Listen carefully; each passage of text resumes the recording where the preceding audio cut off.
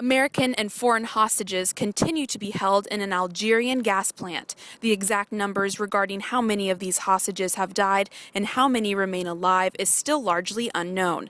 Terry Ostabo, assistant professor with the Center of African Studies at the University of Florida, explains the motives behind the captors.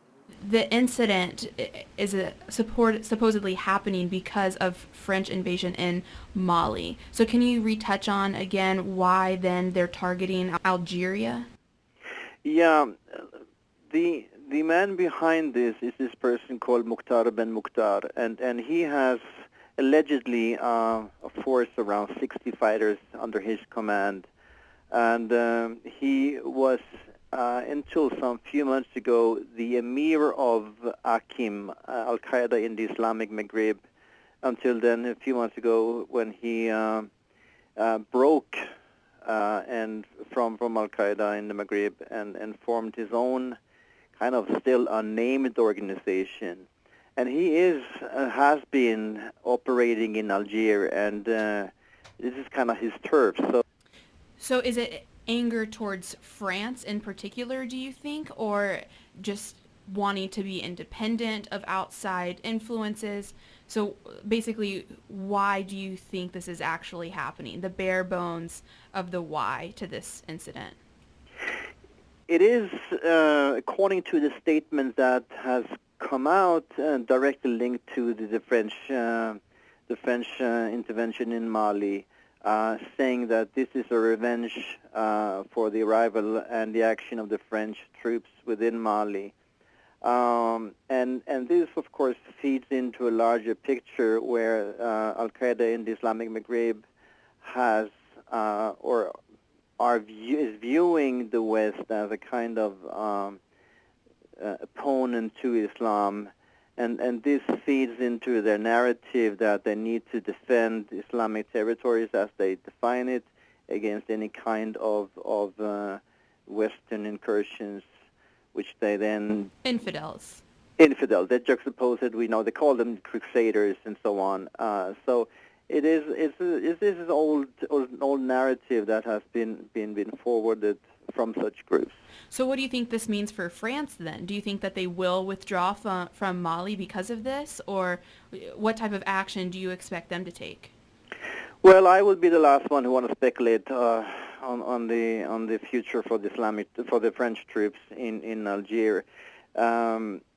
They started off with an aerial attack, and they have now boots on the ground, and it seems that the number is increasing, but it's too soon to say for how long will they stay, and so far they have not said anything of any eventual exit strategy.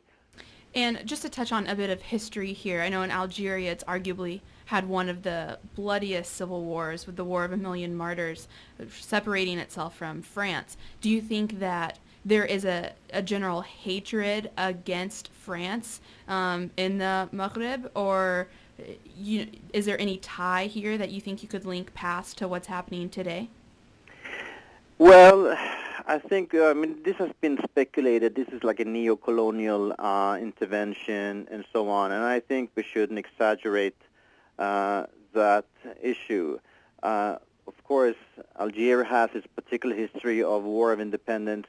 Mali does not have that, and other areas of the Sahel and the Maghreb, North Africa, have different histories and experiences with the France, and there are ties between the former French colonies and France. So far, what we have seen is that people are cheering the arrival of the French forces in Mali, and I would not say that the Akim has a special enmity or hatred towards the French. It's more the issue of the West as someone who would threaten Islamic values, and so on. And then do you know why that this is happening now? And why is this, if the French have been in Mali for an extended period of time, what do you think the breaking point was as far as January 17th? Well, in one way it came as a surprise. that they went to this action as they did.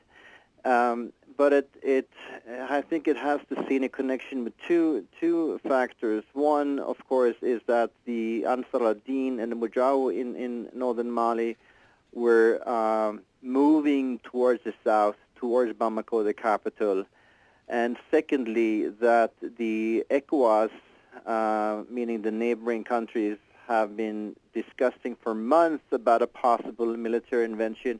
And now in the last week, they came out with statements saying that this could not take place until September, which in a way gave the Islamists in the north a kind of go-ahead for an offensive moving south.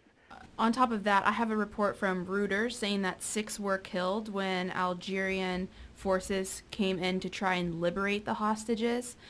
This is a speculatory question, just wondering what you think, but because hostages were killed in an attempt to actually free them, is there an outside chance that you think that this might be an operation linked to the Algerian government, or do you think it is solely a jihadist group, a part of Mukhtar ibn Mukhtar?